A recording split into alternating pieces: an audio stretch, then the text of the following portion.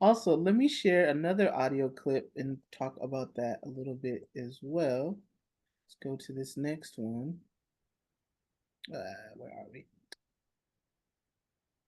So this one, this is the one I asked you this album if I could put on Uh, behind my drawings. yeah, I just feel like it's so amazing with all the different sort of noise garden or noise.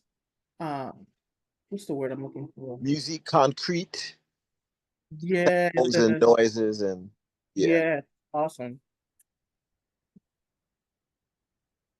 And just using sound as almost a spiritual passageway too. yeah, yeah.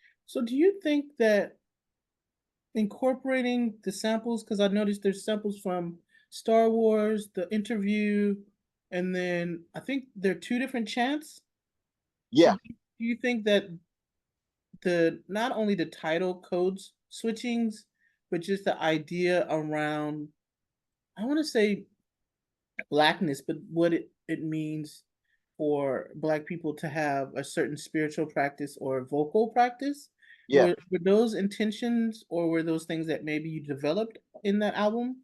Those were there, and that was really the first. I had been playing with SoundCloud, but that was the first album that I did that was just.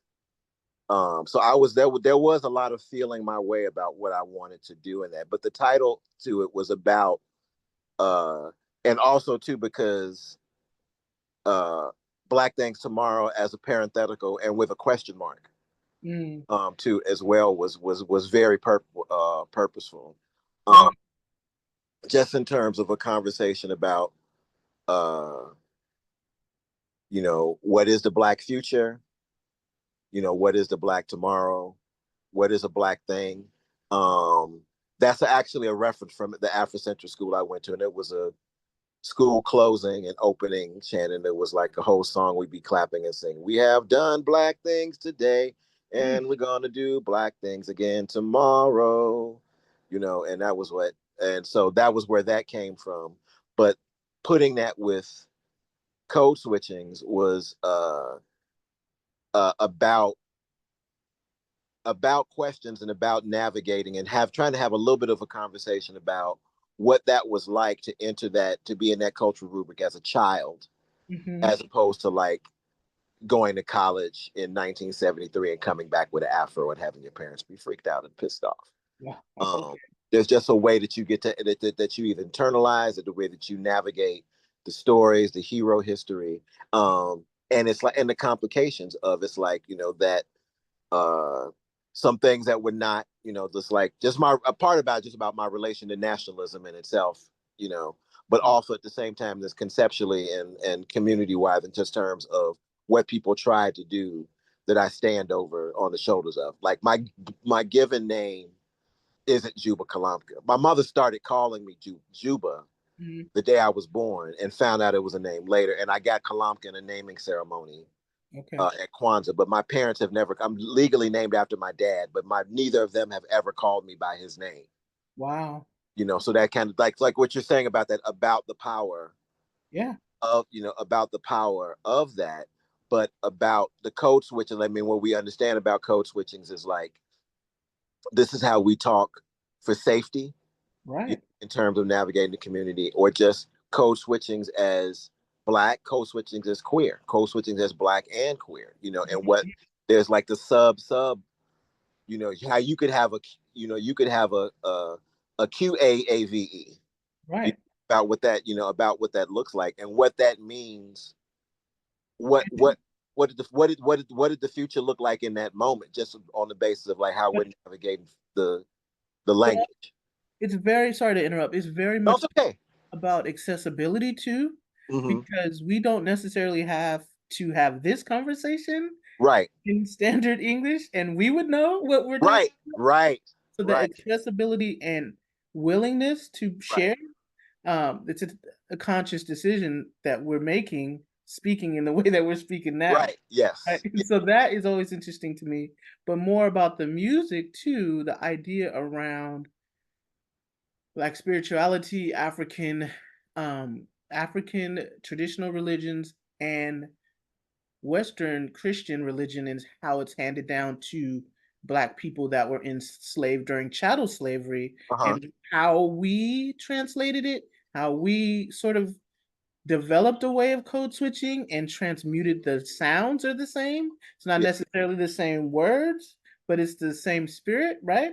Yeah. So I find that terribly interesting too, because as someone who I didn't grow up in church, but went to church and very much mindful of sound, just the hymns and the repetitive nature and the um, sort of things that we did on the continent of Africa to this call and response that we still carry into Western Christianity, Mm-hmm. and even the I don't want to call it sound, but the hymns, the evocation of spirits in the same way that we do when we're doing morning hymns or uh, worship, right? Yeah. And I find it just it's all one and the same. And because of code switching, we can be singing about Jesus, but we're not singing about Jesus. You know Right. what I Yeah. mean? Yeah. That That was, I find yeah.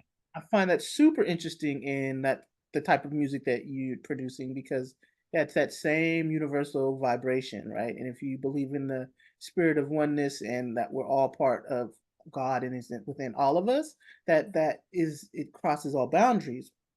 Y- So that's really fascinating. When I listened to that album, I was like, oh, okay, there's so many layers to this. I think that like also what's interesting about that is people like it's funny because people uh will say that like they're like like you told me like you're an atheist, how do you sing about all this stuff? I said because I got a grandmama. I don't know. Exactly. You know what I'm saying? I Exactly. said Exactly. that, and it's just like, or just also people making the mistake of like how like I'm not your like and like that, saying that like I am an atheist is not saying I don't have a context of the ineffable. Mm-hmm.